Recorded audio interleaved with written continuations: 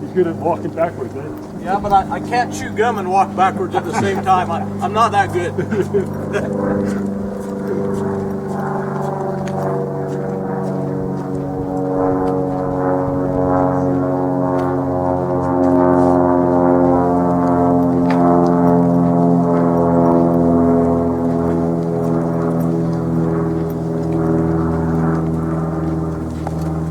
So on this side of the dam over here now, we see Lake Powell over on this side. Lake Powell's the product of Glen Canyon Dam. This is the reason we built the dam, was to store all of this water. Now, Lake Powell's a long, narrow lake. The lake goes north of here about 186 miles. That's about 300 kilometers north of here. Most of the lake's up in Utah. Today, the lake's about 90 feet below full, about 30 meters down below full. That puts us about 50% of capacity. You can see what full would be by the white mark on the canyon wall. That's the bathtub ring. That's what's left over from when the water was full and then it came back down and left that white calcium deposit on the canyon. The lake's been full 5 times. We filled up the first time in 1980. It took 17 years to fill up the lake that first time. And then we were full in 1983, 1984, 1996, and 1999 is the last time the lake was full. The lowest the lake's been was in 2005. In 2005, we were about 50 feet lower than what we are right now, and only about 30% of capacity. All the water for Lake Powell comes from snowmelt. It comes from snow in the mountains of northern New Mexico, Colorado, Wyoming, and Utah.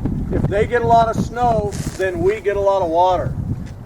We're actually not really unhappy with our lake level today. We are low, but we're 2 feet higher than we were this time last year. We're about 15 feet higher than we were this time 2 years ago. So our lake's coming back up. If we could get some good snow winters in a row, a couple in a row, we would significantly come back up in our lake here. With the water being lower, is the power generation reduced as well? No, it's not. We can still produce the same amount of electricity, but it takes more water to produce that same amount of electricity than when the lake's fuller because of the difference in pressure. Got it. If you look on top of the dam, you see this metal rail. There's one on both sides here. If you look at the far end down there, there's a big silver crane at the far end of the dam. That big crane rolls along the top of the dam on these rails. And the next display down here shows us what we use that big crane for. Een mooie gelegd. Een beetje veerloos. Je kan het dan heel goed corrigeren in de binnen. De basis kan redelijk goed grond, maar dan kan je niet goed naar boven werken. Ah, je doet met de beton, wil je zeggen. Ja. Nee, ik dacht de rails van de... Oh ja, nee, oké, dat klopt. All this dam electricity on this dam door. So this display shows us how we get the water from Lake Powell down through the middle of the dam into the powerhouse and then on into the river. You got Lake Powell on this side. This is a cross section of the dam right here. This blue tube is a 15-foot diameter pipe called a penstock. The penstock carries lake water 400 feet down through the middle of the dam, crosses underneath that grass area down the bottom, and then the water enters the turbine right here to spin the turbine around.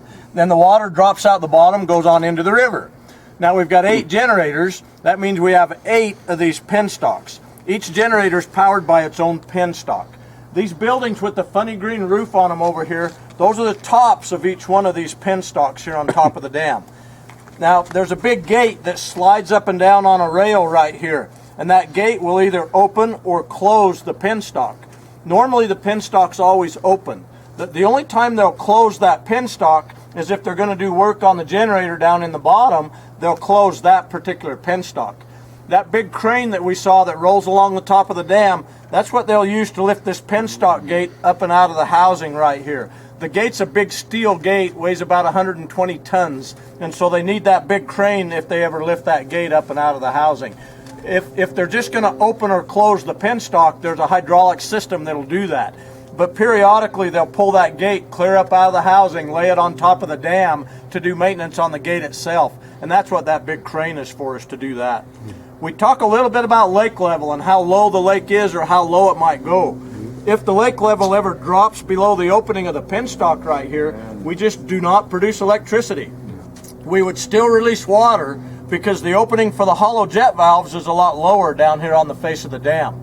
Even in 2005, when the lake's as low as we've ever been, we were still up above the opening of the penstock. We've always been able to generate electricity, but it's possible in the future, if the drought continues, the lake level could drop below this someday. We might not generate electricity.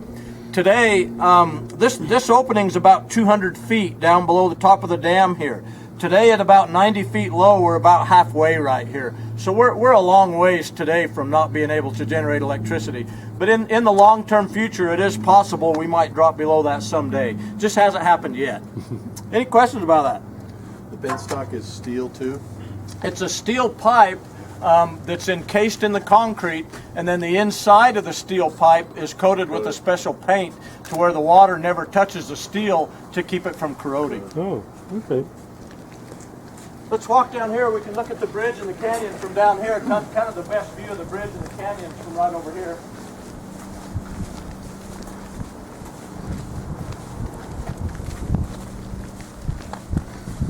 Alright, into the sun.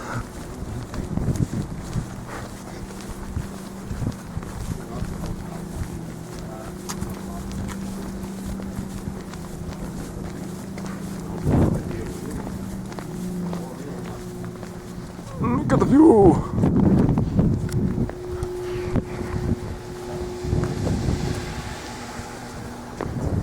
The Glen Canyon Bridge was built between 1957 and 1958. They completed it in January of 1959. The bridge was built in San Francisco, California. They assembled the bridge in San Francisco. They put it all together. It was laying on its side in a big field. And then they took it all apart again and they shipped it out here. They shipped half of it to this side of the canyon, half of it to that side of the canyon, and built towards the middle. The bridge is 213 meters above the water. That's 710 feet above the water, or 700 feet above the water is how high the bridge is. This piece of cable that's on display, that's an example of the cable that